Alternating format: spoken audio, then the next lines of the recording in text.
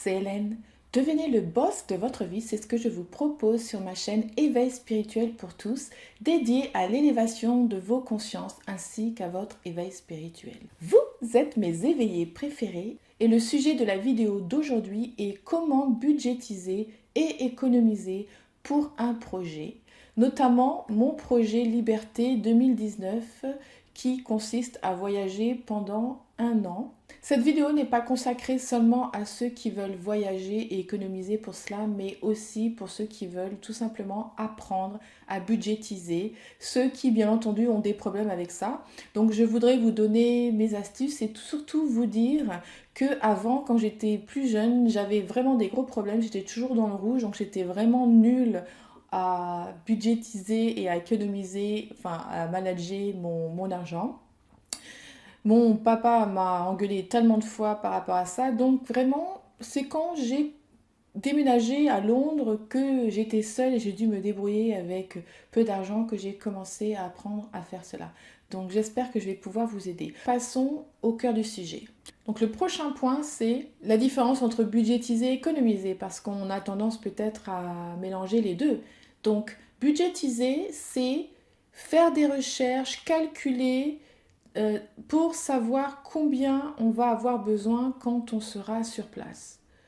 Donc ça veut dire aller visiter des sites internet, par exemple, pour savoir combien coûte une chambre chez l'habitant au Costa Rica et faire pareil dans les autres pays car la monnaie est différente et la valeur est différente, etc.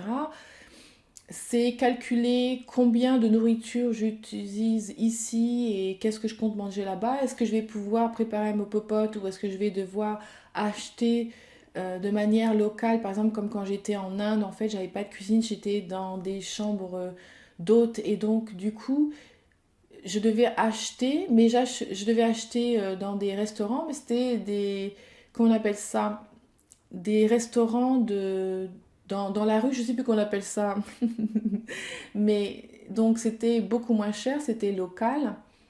Heureusement, parce que si je devais aller dans un restaurant, ça m'aurait coûté beaucoup trop cher. Donc en fait, il faut réfléchir à comment ça se passe, qu'est-ce que je vais manger, etc. Et moi, en l'occurrence, en étant végétalienne, je dois réfléchir à ça aussi. Mais même pendant le voyage, de prévoir de prendre mes petits encas, etc. Parce que bon, les lignes aériennes, elles demandent le régime alimentaire quand on prend le ticket. Donc en effet, si je dis que je suis végétalienne, mais souvent ils vont laisser le choix entre végétarien et non végétarien. Donc il y a sûrement des choses que je ne vais pas pouvoir manger, donc je dois aussi penser à comment emporter des choses faciles pour le voyage qui ne nécessitent pas d'être dans le frigo, etc. Mais bon, ça c'est un autre sujet de vidéo que je ferai plus tard. Donc c'est réfléchir à combien j'ai besoin. Et économiser, eh bien c'est comment est-ce que je vais obtenir cet argent. Quels sont les changements dans ma vie que je dois faire pour pouvoir obtenir cet argent, d'où cela va venir, tout simplement. Donc on va commencer par budgétiser. Donc comme je viens de vous le dire, il va falloir simuler. Vous allez sur des sites internet et simuler combien ça coûte de sortir. Combien coûte un restaurant si je veux, combien de fois je pense que je vais aller au restaurant et quel niveau de restaurant par semaine ou par mois. Combien coûte une chambre, combien coûte une chambre dans une auberge de jeunesse, dans un hôtel de luxe si jamais je veux prévoir des vacances par exemple, de luxe supposons. Combien est-ce que je vais être plutôt nature ou est-ce que je vais être ville ou est-ce que je vais faire des sports à sensation car cela coûte beaucoup plus cher. Est-ce que je vais visiter des choses avec combien coûte l'entrée d'eux, etc. Donc c'est penser à tout ce genre de choses. Moi personnellement je vais me déplacer beaucoup en bus. Les taxis souvent dans ces endroits c'est pas très très cher. Il y a aussi des Uber et enfin Uber ou équivalent pour avoir des taxis moins cher. Il y a des systèmes de partage de voitures aussi dans le monde entier, donc il faut regarder ce qui est possible, ce qui est disponible là où on va. Et vraiment, c'est un travail, c'est clair, c'est pas si facile, ça peut être un petit peu stressant, mais en réalité, on s'amuse bien parce qu'en fait, on commence à visualiser le voyage et moi personnellement, je suis très très excitée à chaque fois que je planifie quelque chose. Et c'est comme ça que vous allez petit à petit pouvoir savoir combien cela va vous coûter. Bien entendu, c'est un voyage que je fais où je vais être dans 4 ou 5 différents pays. Donc, mon travail de budgétisation va être beaucoup plus important, mon travail de fond, de recherche, etc., bien sûr, va être plus important.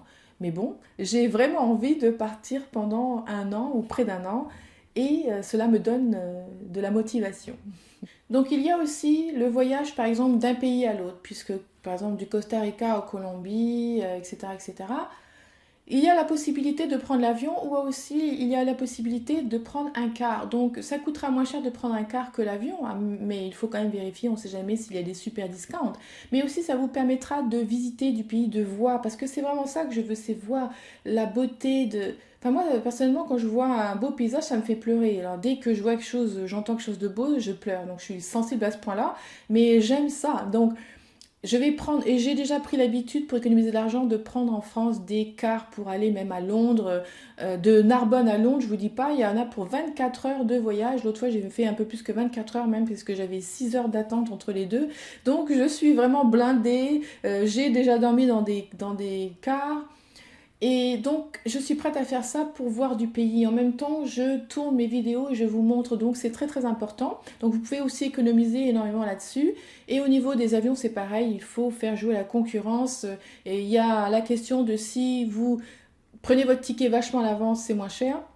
Dernier moment, c'est moins cher aussi, mais dépendant si vous allez dans un... Si vous voulez aller dans un endroit en particulier, vous ne pouvez pas attendre le dernier moment. Maintenant, si ce n'est pas le cas, eh bien ça aussi c'est une bonne idée. Maintenant, pour budgétiser, quand on ne sait pas à l'avance, on est obligé de prévoir plus, bien entendu, mais c'est possible. Tout ça, j'en parlerai dans d'autres vidéos parce que c'est pas le sujet aujourd'hui. Je vais vous montrer des petites choses. Vous voyez déjà, ça fait déjà pas mal de travail en amont. Donc, utiliser le car à la place de l'avion. Il y a aussi quelque chose dont je veux vous parler, je vous ferai une vidéo spéciale là-dessus, ça en fait des vidéos, je sais.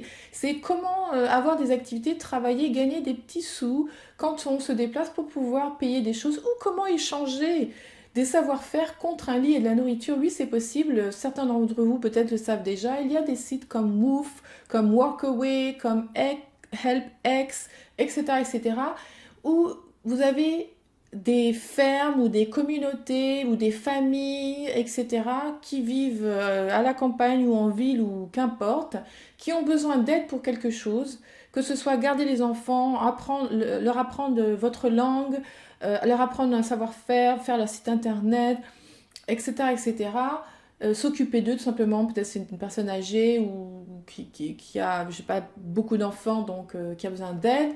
Bref, et donc en compensation, vous avez une chambre et vous avez le couvert. Vous avez peut-être en fait une chambre où vous allez partager. Souvent, c'est on partage avec d'autres dans la chambre, mais c'est pas comme une auberge de jeunesse où souvent dans les auberges de jeunesse, on peut être 6 ou 10, donc il ne faut pas que ça dérange, il faut avoir l'habitude, il faut savoir ce qu'on veut, parce que si on n'a pas les moyens, eh bien c'est très bien, au moins on a un lit, il faut juste acheter un cadenas, une chaîne, pour être sûr de mettre son sac, voilà, protégé quand on n'est pas là, ce genre de choses, j'en parlerai bien entendu d'ici là, mais donc, des fois, bon, bah, si ce sont des grosses communautés ou fermes ou autres, bien entendu, ils font des choses spéciales avec 10 lits, mais vous n'êtes pas obligé de dire oui, vous regardez ce qui vous plaît, le genre d'ambiance. Et il y a des gens qui proposent des chambres uniques aussi. Donc, vous pouvez aussi regarder par rapport à ça. Les sites internet dont je vous parlerai, eh bien, ils ont beaucoup en fait de gens qui font de la publicité parce qu'ils recherchent des gens.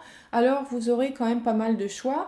Et il faut savoir que c'est, comment dirais-je, une pratique du futur, c'est d'échanger contre quelque chose et non pas de donner de l'argent directement. Donc moi, pour moi, ça m'intéresse énormément. Je vais même, j'espère, pouvoir interviewer certaines de ces communautés pour savoir pourquoi ils font ça, vous inspirer à le faire et d'autres qui le font, etc. Il y a Couchsurfing aussi où vous allez chez quelqu'un, mais là c'est carrément gratuit. C'est peut-être un peu plus difficile d'obtenir parce qu'il y a beaucoup de demandes, bien entendu. Et vous avez un lit gratuit, que ce soit sur un canapé ou dans une chambre, tout simplement. Gratuitement, c'est juste que ces gens, ils aiment recevoir des gens de partout parce que ça leur permet de voyager en même temps, d'apprendre des choses, etc., tout en restant chez eux. Et ce sont souvent des gens qui voyagent eux-mêmes de temps en temps et qui sont bien contents de trouver une chambre gratuite pour une nuit ou plus. En fait, souvent c'est plutôt court terme, mais vous pouvez tout à fait trouver quelqu'un pour quelques semaines. Alors c'est toujours très pratique de faire ce genre de choses. Donc il y a ce genre de solution dont je vous parlerai. comme le logement par exemple. Donc la prochaine étape, c'est comment on économise. Donc pour économiser, il y a une règle très très importante à comprendre, mais avant que je vous donne la règle, je vais vous dire que mon budget est de 350 $, comme je vous l'ai dit, 100 $ de ma chaîne et le reste, que je vais mettre tous les mois 250, en fait je vais mettre 250 € tous les mois, pas dollars, mais comme j'ai d'autres besoins comme l'assurance, rapatriation, etc. Donc ce sont des choses dont je vous rappellerai dans d'autres vidéos bien entendu. Alors maintenant, passons à la seconde partie qui est comment économiser. Donc je vais vous expliquer une règle très importante quand il s'agit d'économiser, mais avant je veux vous dire, donc mon budget est de 350 $, 100 $ de ma chaîne pour l'instant, peut-être que j'aurai plus, ça serait super cool, mais bon, supposons que j'ai à peu près ce genre de montant. Et les 250 $, je vais devoir les économiser. Donc 250 $, mais je vais économiser 250 €, ça n'a pas la même valeur. L'euro est plus fort, mais parce qu'il y aura aussi l'assurance rapatriation, parce qu'il y aura aussi l'assurance rapatriement ainsi que d'autres petites choses. Donc pendant ces 10 mois qui me restent, je pense que c'est à peu près 10 mois, je mets 250 € de côté. Je n'ai pas énormément, je vis avec un très petit budget, donc si vous gagnez le SMIC, si vous gagnez un salaire moyen, eh bien vous pouvez tout à fait mettre ce genre d'argent de côté. Comment? La règle c'est, supposons on va prendre un cas typique que vous êtes salarié et que vous avez votre salaire à la fin du mois. Donc ce salaire est toujours le même. Supposons, parce que quelquefois peut-être que vous avez un petit peu plus, mais c'est toujours le même. Donc vous avez une entrée d'argent et donc le fait de dépenser, eh bien c'est ça qui va faire que vous allez pouvoir économiser ou pas. Plus vous dépensez, moins vous allez pouvoir économiser. Vous ne pouvez pas entrer plus d'argent à part si vous vous dites comme j'ai pas assez, eh bien apparemment je vais devoir faire un deuxième boulot pour pouvoir entrer plus d'argent. Mais si on part que de votre salaire, voilà. Donc il y a des choses importantes, c'est que les entrées et les sorties. L'entrée est toujours la même, donc ce sont les sorties qu'on va devoir manager, qu'on va devoir réguler. Il n'y a pas le choix. Donc oui, bien sûr, ça veut dire qu'on va devoir moins dépenser ou dépenser de manière plus intelligente. Mais la première des choses qui est importante, c'est de regarder là où vous dépensez les choses. Donc je vous conseille de garder tous vos tickets pendant un mois, à moins que vous le fassiez déjà maintenant. De noter là, si vous prenez de l'argent en liquide, de noter bien ce que vous avez fait avec. De regarder où va votre argent et si vous sortez, sortez-vous beaucoup, dans quel genre d'endroit, combien vous payez, allez-vous dans des restaurants, au cinéma, est-ce que vous le faites souvent, etc. Donc regardez toutes les dépenses personnelles, est-ce que vous payez pour la garde d'un enfant, j'en sais rien au hasard, est-ce que vous avez des activités, est-ce que vous payez un club de sport, est-ce que etc. Regardez un petit peu ce que vous faites. Et donc vous allez pouvoir voir l'entrée, retirer les sorties et voir ce qui vous reste.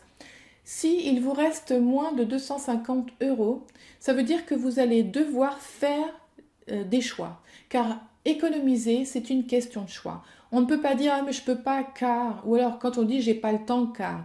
Souvent, quand on n'a pas le temps, en fait, on a le temps. Si on retire les heures passées devant la télé, et ça ne sert à rien, eh bien vous avez le temps de prévoir votre budget, de prévoir votre voyage ou de quoi que ce soit, de faire une activité supplémentaire pour le plaisir ou pour gagner des sous, apprendre un nouveau métier pour pouvoir échanger en voyage, etc. J'en parlerai. Donc ça, c'est la même chose. Je peux pas, je suis ric-rac, j'ai trop de factures. Non, les factures qu'on a, oui, c'est sûr, le loyer, etc., les choses comme ça, c'est ce qui coûte le plus cher. Mais quelquefois, on pourrait payer moins en vivant dans un espace plus petit parce qu'on n'a pas besoin de plus. Et ça, c'est mon côté minimaliste 360 degrés qui vous dit ça, car on n'a pas besoin d'espace aussi grand, ça coûte plus cher en énergie, etc. Donc on peut aussi regarder, peut-être pas maintenant, mais avoir dans le futur de déménager dans un endroit qui coûte moins cher dans tous les sens du terme. Mais ça, c'est une autre histoire. Donc, quelles sont mes dépenses?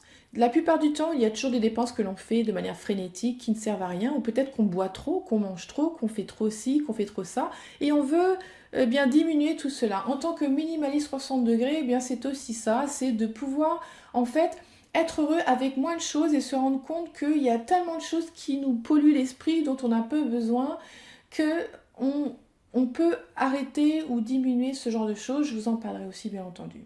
Donc, Qu'est-ce qu'on va vouloir faire? Une fois qu'on a un peu regardé, qu'on a vu les dépenses que l'on fait et genre, ah là là, bien que je dépense autant là-dedans, etc. C'est peut-être pas utile d'acheter 3 paires de chaussures chaque mois. Vous allez devoir peut-être tout simplement pas forcément arrêter si c'est votre passion d'acheter des chaussures, mais pendant 10 mois, vous allez devoir vous réfréner complètement parce que vous avez une priorité, c'est le voyage. Maintenant, si ce n'est pas votre priorité, bien entendu, cette vidéo n'a aucun intérêt, même si vous pouvez l'utiliser pour économiser pour autre chose, mais ce sera pareil, c'est pas que c'est un voyage, c'est que pour économiser, pour obtenir quelque chose, il faut que ce soit une priorité, si ce n'est pas, on ne le fera pas. Donc, est-ce que c'est une priorité? Si c'est le cas, oui, allons-y, continuons. Donc, on va vouloir planifier.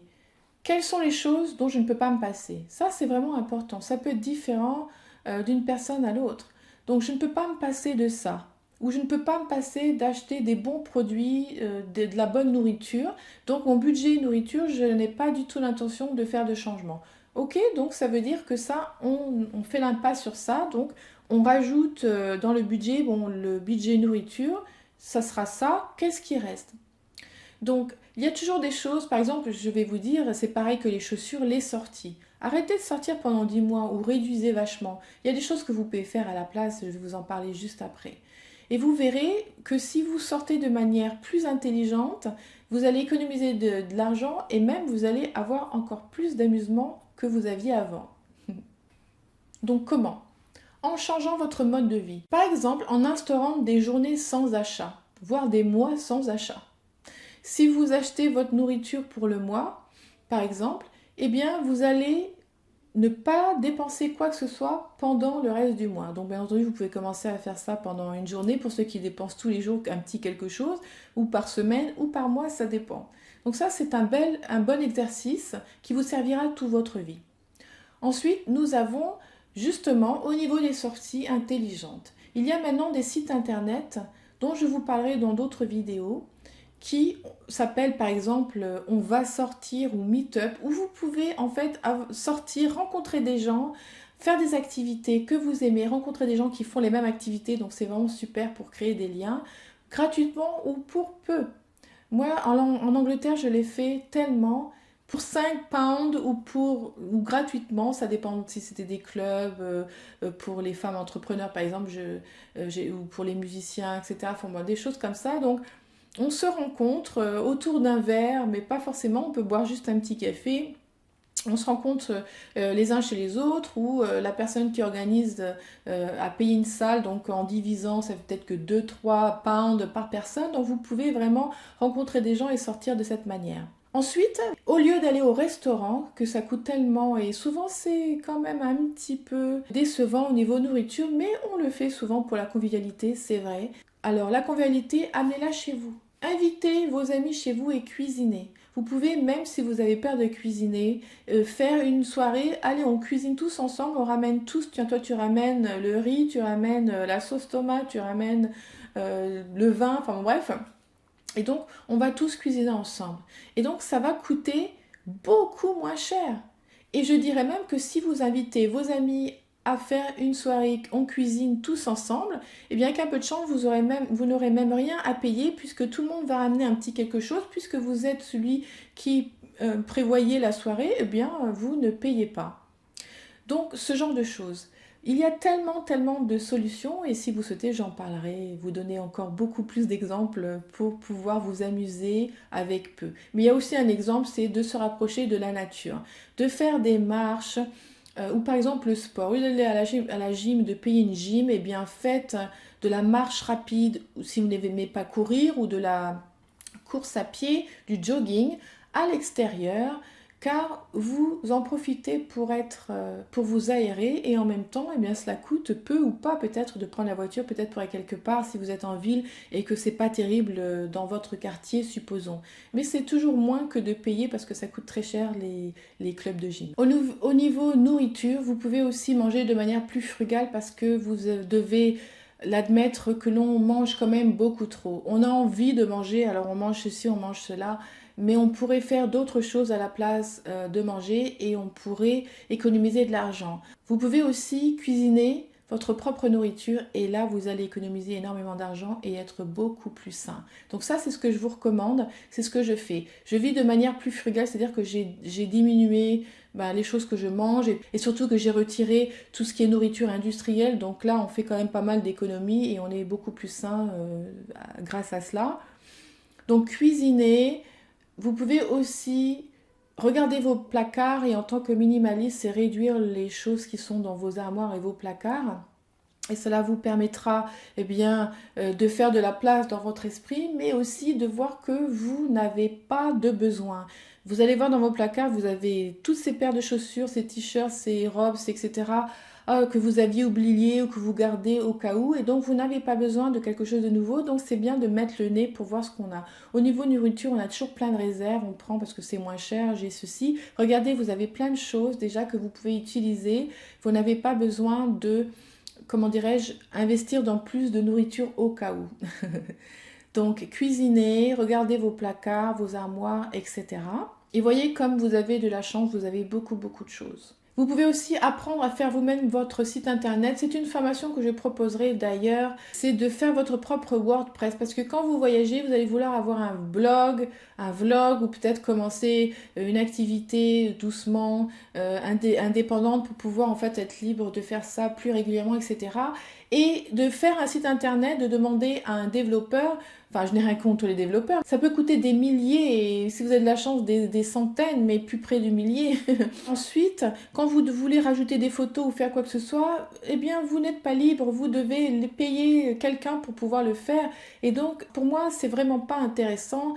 Il faut être libre et si vous apprenez à faire votre propre WordPress site, donc la formation ça coûtera tellement moins cher que de faire votre site internet. Et le WordPress c'est quelque chose, on n'a pas besoin d'être développeur mais c'est pas non plus un truc à 2 balles. C'est vraiment un truc que même des stars utilisent. Il y a un blog inclus dedans et vous devez aussi savoir comment en fait gérer votre blog, les entrées du blog, etc. Donc apprendre à faire son propre site internet sur WordPress, c'est vraiment un truc qu'il faut faire. Ensuite, partout dans le monde, vous pourrez aussi proposer les services quand vous aurez bien appris à en faire plusieurs, et bien de proposer pour beaucoup moins cher d'en faire un pour quelqu'un et vous pouvez vous faire de l'argent et peut-être trouver une nouvelle voie professionnelle avec cela.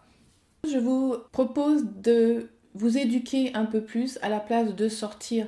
C'est-à-dire que, par exemple, quand on veut voyager, eh bien, il est bien d'apprendre un savoir-faire que vous allez pouvoir échanger contre un lit, de la nourriture ou contre de l'argent tout simplement, ce qui vous permettrait en fait de continuer à financer votre voyage, peut-être de rester plus pour ceux qui veulent être libres comme moi. C'est la chose en fait que je m'apprête à faire.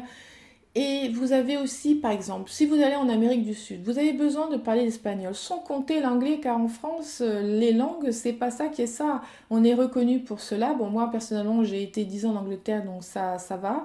Mais il y a cette peur, et pourtant, je vous assure qu'à l'étranger, ils adorent l'accent français. Je me suis demandé des tas de fois, mais pourquoi? C'est vachement sharp, etc. Mais ils aiment beaucoup, donc n'ayez pas peur d'apprendre une langue, et surtout l'anglais. Mais si vous allez à l'étranger, bien sûr, l'anglais va vous servir partout. Maintenant, il y a des endroits, la plupart, il faut aussi parler l'autre langue, mais ça peut être des bases parce qu'on ne peut pas prendre toutes les langues de tous les pays où on va. Par exemple, j'ai envie d'aller aussi au Japon. Le japonais, c'est quand même une langue, voilà, ou le russe, ou etc., c'est quand même difficile. Par contre, l'espagnol est la première langue au monde en volume. Après, on a le mandarin, et donc bon, le mandarin, j'ai toujours voulu l'apprendre, donc on verra ça plus tard. Mais par contre, c'est certain que l'espagnol, en plus, j'ai des origines espagnoles par ma grand-mère. Donc, et comme elle était de Catalogne, et bien du coup, elle ne parlait pas l'espagnol de base. Donc, on n'a pas appris l'espagnol. Je suis en train de l'apprendre. Donc, par exemple, on va apprendre l'anglais et l'espagnol, surtout l'anglais, car ça vous servira pour tellement de choses, pour vous éduquer, car il y a beaucoup, beaucoup de pays où on parle l'anglais qui sont en avance sur beaucoup, beaucoup de choses. Donc, il faut vraiment apprendre l'anglais. Il y a des applications gratuites, mais j'en parlerai, qui s'appellent, il y en a une que j'adore, que j'utilise, qui s'appelle Duolingo. J'ai donné le nom à ma mère et elle me dit l'autre fois, oh là là, j'arrête pas d'être sur Duolingo parce qu'elle veut apprendre, je sais plus quelle langue elle veut apprendre, peut-être le japonais ou le mandarin, je ne sais même plus ce qu'elle apprend. Et donc, elle me dit, J'arrive pas à m'arrêter de jouer à Duolingo. J'ai dit, ce n'est pas un jeu, en fait, c'est une application pour apprendre les langues. Mais comme c'est tellement ludique qu'on pourrait passer sa journée à ça, donc ça tombe bien, comme ça rentre plus vite. On nous demande de sélectionner des choses ou d'écouter un audio et de répéter à l'écrit ou à l'oral, etc. Donc c'est vraiment super, je le recommande Duolingo, mais j'en parlerai, ne vous en faites pas. Donc bref, apprendre un nouveau savoir-faire, apprendre les langues, se renseigner sur la culture, etc. Il y a tellement de choses à faire que vous n'aurez plus le temps de regarder la télé ou même de sortir. En conclusion, pour budgétiser et économiser, ce n'est pas si difficile, mais cela prend un petit peu de temps et d'exercice. Il faut pouvoir planifier, c'est vraiment ce qui est le plus important. Garder tous les tickets, toutes les choses que vous dépensez pour voir votre, comment dirais-je, votre mode de fonctionnement et de vous rendre compte qu'il y a beaucoup de choses que vous dépensez, vous n'êtes pas obligé. En tout cas, pendant 10 mois, par exemple, vous pouvez faire des efforts, ça ne veut pas dire que c'est pour toute la vie. Donc c'est à vous de voir et de réfléchir. Et si vraiment ce n'est pas suffisant, prendre un petit travail d'appoint de week-end. Vous pouvez apprendre un nouveau métier ou une nouvelle activité secondaire maintenant avec tous ces sites dont je vous ai parlé en ligne pour pouvoir vous faire plus d'argent et l'utiliser peut-être en profession principale si par exemple vous n'aimez pas ce que vous faites, ce qui arrive très souvent. Donc budgétiser c'est bien, mais planifier les choses que vous faites c'est encore mieux car cela vous donne une idée de où vous allez et combien vous avez besoin et c'est un bon exercice pour le futur.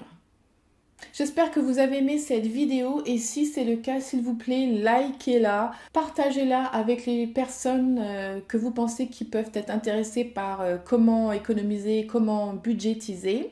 N'oubliez pas de me laisser vos commentaires sur les sujets que vous aimeriez que j'aborde plus particulièrement, hormis ceux que je vous ai annoncés, ce qui est relativement beaucoup.